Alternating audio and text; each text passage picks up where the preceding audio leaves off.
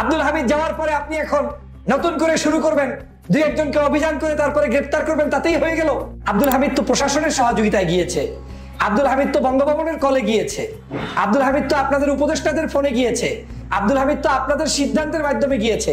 আপনি আবার বাংলাদেশে তদন্ত করে কার বিচার করবেন? জনগণের সাথে এই সকল প্রতারণা, এই সকল রহস্যময় কথাবার্তা বলার দরকার কি আছে আপনাদের? আপনারা জুলাই বিপ্লবটাকে ধ্বংস করে দিয়েছেন। বাংলাদেশের মানুষের চাহিদা কি সেটা আপনারা বুঝতে অক্ষম হয়েছেন। আপনারা আব্দুল হামিদকে বাংলাদেশ থেকে অন্য দেশে যাওয়ার সুযোগ করে দিয়ে এখন আবার বলছেন হামিদকে এই দেশ থেকে অন্য দেশে যাওয়ার সুযোগ যারা করে দিয়েছে তাদেরকে আইনের আওতায় আনবেন। আপনি আইনের আওতায় আনবেন বাংলাদেশের প্রেসিডেন্ট ভবনের কোনো একজন নির্দেশদাতাকে, আপনি আইনের আওতায় আনবেন আপনি আপনার নিজেকে, আপনি আইনের আওতায় আনবেন আপনি আপনার উপদেষ্টা মন্ডলীদেরকে। কি সব কথা বলে, কি আজগুবি মন্তব্য করছেন আপনারা। একজন সাবেক প্রেসিডেন্ট বাংলাদেশ থেকে যাচ্ছে, এটা আবার আপনাকে তদন্ত করে তারপরে নিশ্চিত হতে হবে কে অর্ডার দিয়েছে কে দেয়নি। আহাম্মক মনে করেছেন আমাদেরকে? বাংলাদেশের মানুষ কি কিছুই বোঝে না? গরু ছাগল মনে করছেন তাদেরকে যে যা খাওয়াবেন তাই খাবে?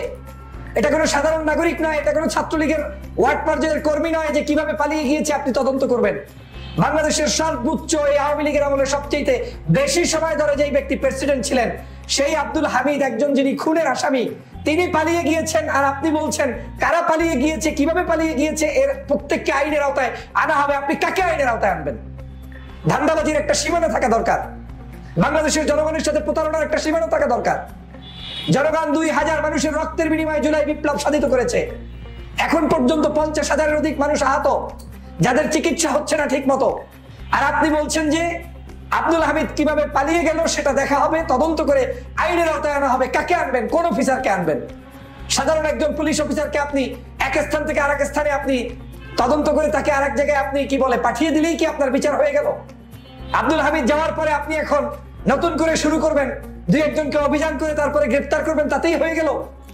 আমি আজকের সকালের ভিডিওতে বলেছিলাম যে আব্দুল হামিদকে পাঠানোর আগে আপনাদেরকে দেখা উচিত ছিল বাংলাদেশের যেই মানুষগুলোর উপরে জুলুম হয়েছে, অত্যাচার হয়েছে, নির্যাতন হয়েছে, দেশনেত্রী বেগম খালেদা জিয়ার উপরে হয়েছে, জামাতের নেতৃবৃন্দের উপরে হয়েছে, চরমনার পীরের উপরে হয়েছে, বাংলাদেশের সমগ্র রাজনৈতিক দল অ্যাকসেপ্ট আউট, সামান্য চিকিৎসার জন্য যেতে পারে নাই বিদেশে। ডক্টর মোহাম্মদ ইউনূস আজকের প্রধান উপদেষ্টা, তিনি পর্যন্ত ওই নিচতলা থেকে 6 তলা 7 তলা 10 তলা পর্যন্ত বিচারের জন্য হেঁটে হেঁটে উঠতে হতো, তারপরে লোহার খেঁচার ভিতরে ঢুকে তারপরে মামলার হাজিরা দিতে হয়েছে। এগুলো থেকে আপনাদের শিক্ষা হয়নি? শিক্ষা এজন্যই হয় না কারণ জুলাই বিপ্লবের আপনারা অংশীদার না। শিক্ষা এজন্যই হয় না আপনি রক্ত দেন নাই, আপনার আত্মীয় রক্ত দেয় নাই। শিক্ষা এজন্যই হয় না যে আপনি এখন পর্যন্ত গত 16 বছরের কোন আওয়ামী লীগের জুলুম অত্যাচারের শিকার ছিলেন না। স্বরাষ্ট্র উপদেষ্টা কি করে এখন বলছেন যে এখন আইনের আওতায় আনার জন্য আপনারা চেষ্টা চালিয়ে যাবেন? আপনার আইনের আওতায় এই দেশে যদি আনতে হয় তাহলে তো আপনার এই উপদেষ্টা পরিষদ, বঙ্গভবন থেকে শুরু করে সবাইকে আপনার আইনের আওতায় আনতে হবে। একজন রাষ্ট্রপতি চলে যাচ্ছে, আপনারা খবরও রাখেন না, আপনি জানেনও না, জানবেন কি? আপনারাই তো এটা করে দিয়েছেন। আপনার অনুমতি ছাড়া, স্বরাষ্ট্রমন্ত্রী উপদেষ্টার অনুমতি ছাড়া, আইন উপদেষ্টার অনুমতি ছাড়া, একজন বঙ্গভবনের অনুমতি ছাড়া এরকম একজন রাষ্ট্রপতি তিনি যেতে পারেন? একজন রাষ্ট্রপতি তিনি চিকিৎসা নিতে গেলে পর্যন্ত, বাসায় থাকলে পর্যন্ত তার সমগ্র তথ্য এই রাষ্ট্রের প্রত্যেকের কাছে আছে। তিনি মৃত্যুর আগ পর্যন্ত আপনাদের হাই সিকিউরিটির ভিতরে আছে।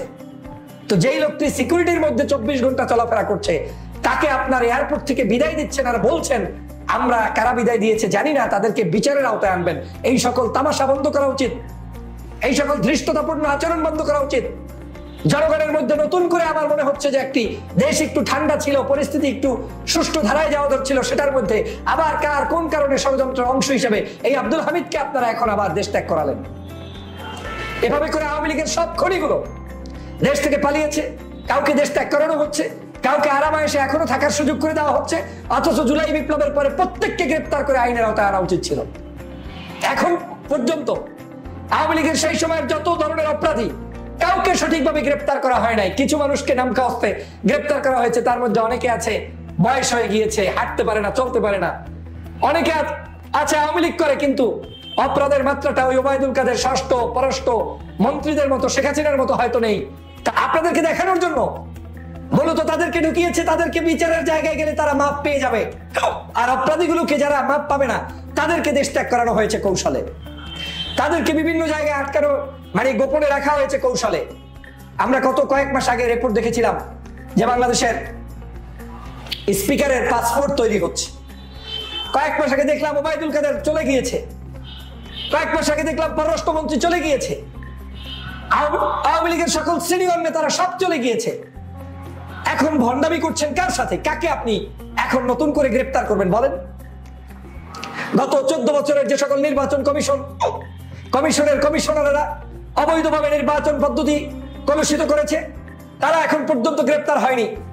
বাংলাদেশের কোন দুর্নীতিবাজ, দুষ্কৃতিবাজ যারা এই জুলাই বিপ্লবের সময় মানুষদেরকে হত্যা করেছে, তারা গ্রেফতার হয়নি। আর আপনি এখন নতুন করে আবার দেখাচ্ছেন যে এই আব্দুল হামিদ কিভাবে গেল, আইন দেখা হবে। আব্দুল হামিদ কিভাবে গিয়েছে আপনি জানেন না? রাতের বেলা আপনি জানেন না যে বাংলাদেশের একজন প্রেসিডেন্ট বাংলাদেশ থেকে বের হচ্ছে? দেশনেত্রী বেগম খালেদা জিয়া বাংলাদেশে প্রবেশ করছে, আপনি জানতে পারেন। বিভিন্ন দেশ থেকে একজন দেশে আসছে যাচ্ছে, আপনি জানতে পারেন। কবি সাহিত্যিক সাংবাদিকরা দেশে প্রবেশ করছে, আপনি জানতে পারেন। আর আব্দুল হামিদ চলে যাচ্ছে, আপনি জানেন না। মিথ্যা বলে, জনতার সাথে প্রতারণা করে আজকের এই সরকার আমাদের সাথে বেইমানি করছে। আমি মনে করি এই সরকারের নৈতিকতা হারিয়েছে। জুলাই বিপ্লবের যে মূল চেতনা, সেটা তারা ধ্বংস করে দিয়েছে। এই মুহূর্তে আর কোনো অপশন নেই। জনগণকে যদি ঐক্যবদ্ধ হওয়া না যায়, রাজনৈতিক দলগুলো যদি ঐক্যবদ্ধ হতে না পারে, তাহলে এই চোরের গোষ্ঠী চোরেরা বিভিন্ন জায়গায় পালিয়ে যাবে এবং এই সরকারের ছত্রছায়া তারা পালিয়ে যাবে। সরকারকে আমি হুঁশিয়ার করে বলতে চাই, অনেক বেশি ফাইজলামি করে ফেলেছেন। অনৈক্য দেখে আপনারা এত বেশি ফাইজলামি শুরু করেছেন যে এখন জনতার সাথে প্রহসন শুরু করেছেন, অথচ জনগণের উপরে ভিত্তি করে আপনারা ক্ষমতায় এসেছেন। জনগণ কি চায় সেটা আপনাদের মাথায় নাই। আপনাদের মাথায় শুধু আওয়ামী লীগকে পুনর্বাসন করা। এইভাবে চলতে থাকলে আবার নতুন করে আবার কিন্তু আপনাদেরকে প্রশ্নবিদ্ধ করবে। প্রিয় বন্ধুরা আমার, আজকের বাংলাদেশের পরিস্থিতি ভালো নেই। আমাদেরকে ঐক্যবদ্ধ হতে হবে। এই উপদেষ্টা পরিষদে যারা আছে, আমি বহুবার বলেছি, একজনের মধ্যেও সেই জুলাইয়ের চিন্তা চেতনা নেই। চেয়ার পাওয়ার পরে সবাই যার যার মতো ব্যস্ত হয়ে পড়েছে, যার যার মতো কাজে ব্যস্ত। একটু বিপদে পড়লে ফেসবুকে পোস্ট করে আর বলে যে আমরা এই কারণে পাচ্ছি না, ছাত্র আছে মাত্র 2 জন, আমরা কি করব। আর অনৈক্য বিস্তারের জন্য ওনাকে ফেসবুকে 24 ঘন্টা লেখালেখি করতে থাকে। বাংলাদেশের রাজনৈতিক দলগুলোকে শত্রু বানানোর জন্য ওনারা ওনাদের মতো মন্তব্য করে, ওনারা নিজেরা দল গঠন করে, ওনারা যা ইচ্ছে তাই করে। আর যখনই বিপদে পড়ে তখন বলে যে আমরা কিছু জানি না, আমরা ছাত্র মানুষ, আমরা মাত্র 2 জন। আপনারা 2 জন পদত্যাগ করে বের হয়ে যান, রাস্তায় নেমে আসুন। তারপরে মানুষের কাতারে দাঁড়িয়ে সরকারের বিচার চান। যারা যারা অপরাধী তাদেরকে গ্রেফতার করতে সবাই নেমে আসুন। আপনাকে ওখানে থেকে করতে বলছে কে যদি কিছু করতে না পারেন। আর মানুষের মধ্যে অনৈক্য তৈরি করে দিবেন, বিভিন্ন রাজনৈতিক দলগুলোকে বিতর্কিত করে দিবেন, জামাতকে যুদ্ধাপরাধী বানিয়ে দিবেন, বিএনপিকে চোর ডাকাত বানিয়ে দিবেন, অন্য দেশপ্রেমিক রাজনৈতিক দলগুলোকে অপরাধী বানিয়ে দিবেন। নির্বাচনের কথা বললে আপনি অসুস্থ হয়ে পড়বেন।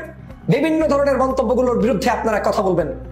আর আপনারা এখন যখন এই ব্যাপারে প্রশ্ন তোলা হয় তখন আপনারা চুপ করে থাকেন, তখন আপনারা মন্তব্য করেন। এটা হতে পারে না।